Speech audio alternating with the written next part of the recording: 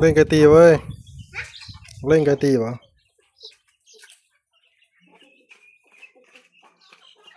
ใช่ไม่โซ่พอมาใกล้ๆใกล้ไฟหน่อย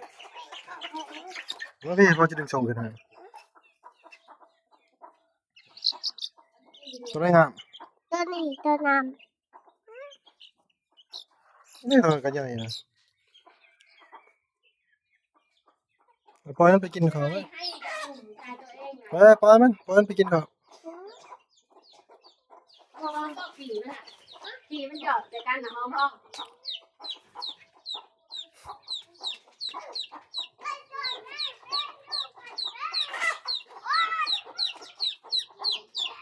ต่อเด้อ